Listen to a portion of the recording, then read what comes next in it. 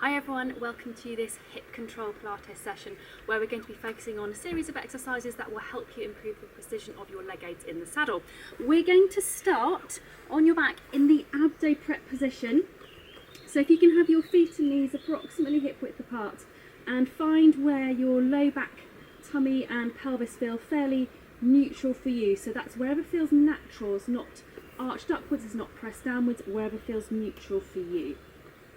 Then if you can bring your pelvic floor lift muscles up onto your floor 3, you're going to hold that position, float your hands, reach for your toes, and then lift your head so that you look between your legs, and bring everything back down together. So it's pelvic floor, float, reach, lift your head so that you look between your legs, and everything back down together. So why are we doing this as a hip control exercise? Well, your abdominal muscles do have a role in stabilising, controlling, moving your low back, pelvis and hips. So we can't ever work any muscle groups in isolation, we have to work the groups together, and this is a really nice way of just getting all the muscles around low back, tummy, pelvis and hips all working nicely together. Okay, we're now going to move on to the scissors exercise. I'll give you 2 different versions of this one to do. I suggest you have your hands onto those pelvic headlights here. Just gives you a little bit of positional feedback about where your body is.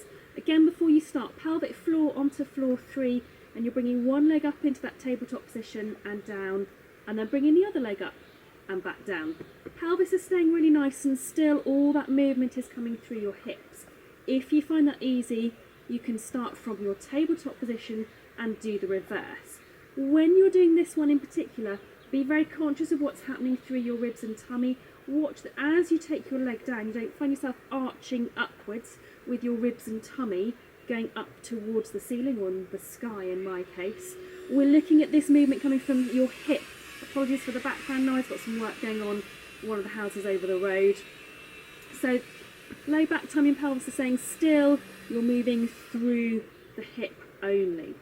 If you can keep your pelvic floor muscles onto floor 3, give it a go, but if they're not going to stay there, then don't worry too much, but if you can get it, that would be great. Okay, bring your feet down. We're going to move on to an even harder exercise now. I still find this exercise difficult. I've been doing it for a long time. It's called a one-leg circle, as it says on the tin. Same starting point, so trying to keep still through here. Pelvic floor onto floor 3. If you're going to go from the floor, you're straightening the leg out in front of you, doing 5 circles one way, 5 circles the other way. Don't do my counting because I can't count and talk at the same time. Bring that foot down, and then the same thing with the other leg. You will find that one leg is much easier to do than the other. Don't worry, that's really, really normal. If you want to do the tabletop version, you're just holding your tabletop position instead whilst you do those circles. Like with the scissors, I suggest you have your hands onto your pelvis, because that gives you that nice positional feedback about where your body is and whether you're staying basically still through your pelvis whilst you're moving from your hips. Also watch that your knee stays straight. If you've got a soggy knee that's flapping around, then you're not really working through your hips so much. I've totally lost count how I've done on that one. You're not working through your hips, you're just flopping your leg around, you're working through your knee, your ankles, all sorts. One more with each leg.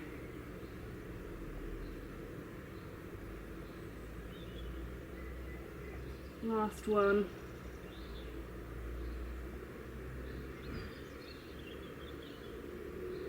Okay, bring your feet down one at a time if they were up, and we're going to turn onto your side. We're going to start with your legs straight, and we're going to do a nice glutes exercise. Before you start, try to have that little mouse hole position underneath your side. Hard to see here, my lawn is not smooth. I have not spent the winter trying to make it any smoother, but if you're indoors on a carpet, then you should be able to easily see and feel where your mouse hole position is. Pelvic floor onto floor 3, and you're lifting and lowering that top leg. If you find you're really wobbly, just pop your fingers of your top hand onto the floor in front of you, just to give you that little bit of extra balance.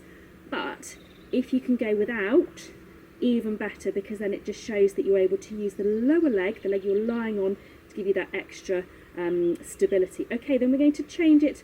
Turn your top toes up towards the ceiling, and you're lifting and lowering this way. Just watch with that you don't bring the leg forwards, so you're lifting the leg up and slowly back down. Keep your mouse hole open as you go. So if you close your mouth, so what you're doing is actually using your trunk muscles and you're collapsing through your spine as you do the movement, and you're not making it a specific hip movement. So keep the mouse hole open and then you're making it precise to the hip. Final go, turn your toes in and your heel up and doing the same movement, lifting through your heel. Now what this does by doing the 3 different positions is that we work different portions of your glutes muscle. Your glutes muscles are huge, they do all sorts of different movements in different positions, and you're never going to target all the glutes fibres just by doing one exercise. So doing it like this, you get lots of different activity. Okay, then bring your top leg up in front of you, bend your bottom leg at the knee, and then keeping your thigh on the floor, you're lifting and lowering your foot. So you should feel that you're rolling on your thigh as you lift the foot off the floor. The knee is staying on the floor. This is kind of like a reverse clam exercise. This is a really good one for precision of being able to put your leg on. So when you want to do that little squeeze, this is the movement you do. It should be a much smaller version when you're actually in the saddle, but this is the basic movement that you would be doing. Okay, let's go straight onto your other side. So whiz yourself over onto the other side or turn around, and we'll start once again with your legs straight, mouse hole open if you can, top hand onto your top headlight, and we're going to lift and lower. So just like we did before, exactly the same principle, that mouse hole staying open all the way through, and you just go as far as feels comfortable. Don't try and push it. Then we're going to turn up through the toes and do that same movement, lifting through with your toes turned up. You're opening out through the hip, but still keeping your mouse hole open. Hopefully mine is still open there. Okay, and then finally turning so that the heel is leading the way and the toes are down. Still with that mouse hole open.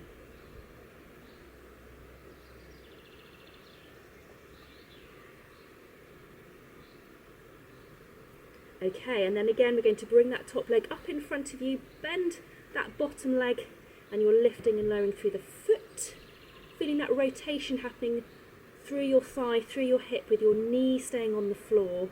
Again with that mouse hole position. That mouse hole position is so helpful for us as riders, because if you do tend to collapse to one side, you've got really good feedback when you're lying on your side. You can tell very easily if your spine is staying parallel to the floor. It's really, really useful for retraining yourself if you do tend to collapse to one side. Okay, right, we are going to go onto your hands and knees, and we're going to repeat the circling exercise. And I actually did this with one of my groups last night, and we hadn't done it for a while, and so many people found it so much harder on one leg than the other, having not done it for a while. So hands under shoulders, knees underneath your hips. You're going to straighten one leg out behind, and just as you did when you were lying on your back, keeping the knees straight, you're making those circles come from your hip. So the knee is straight, the foot is straight, and the foot is still. Bring that leg in, straighten the other leg, and exactly the same thing. So for me, my right leg is much easier, always has been. I'm very, very right-sided. My brain just doesn't quite coordinate with my left side as well as it does the right. So back to my left leg. And with this as well, it's not just about the knee, but when you're on your hands and knees, just watch you're not starting to join in through the rest of your body. So again, thinking about when you're in the saddle, how much you want that stillness, you want the movement through your upper body so you can move with the horse, but you want it to be a still movement. That's where the term dynamic stability comes from. It's movement, but it's a very controlled and still movement. It's not a big, excessive movement. And you can probably see from this, if I start to move my leg a lot, my pelvis joins in. It starts to make my head and shoulders go. Now, when you think about those images we sometimes see, or those videos we see of people doing sitting trot with the wobbly head, a lot of that comes from lack of strength and control around the hips, the low back, and the pelvis. I've totally lost count on this leg again now. I can't count and talk. Okay, last one.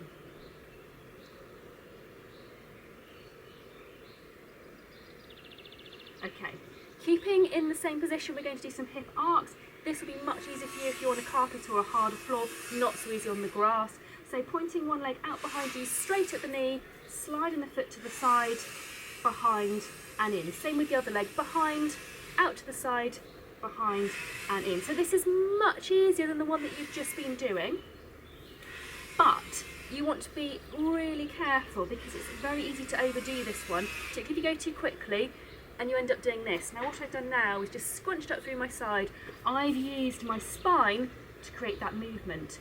I want you to be tuning in to what you feel is your hip movement. If needs be, practice this side onto a mirror and see if you can just check in the mirror, do the movement, is that where your hip movement ends? Check in the mirror, is it really the hip, or have you actually started to cheat and move through your body? The better your awareness of where that movement is coming from, the better. Okay, I'm going to do one more.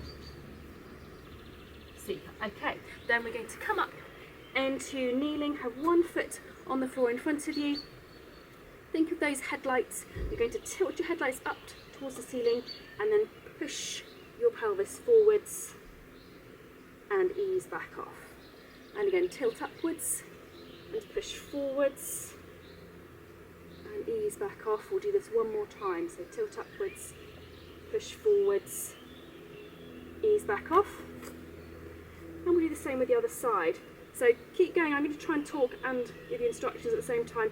Tilting up and pushing forwards. So we call this a stretch. It's not really a stretch as you come back. It's more about taking that muscle up and forwards again, taking that muscle through its full available length as you ease off. And this is really good for your hip flexors. It's making sure that your hip flexors can control, they can get longer and control your weight as they're getting longer, as well as coming back. So you're not stretching them, you're not making them longer, you're working them through their full range. We're going to stop there. I hope that you found some of those exercises not only useful, but telling for the differences you find between your left and right, and therefore that's going to guide you as to where you need to be working a little bit more out of the saddle to improve your leg aids in the saddle.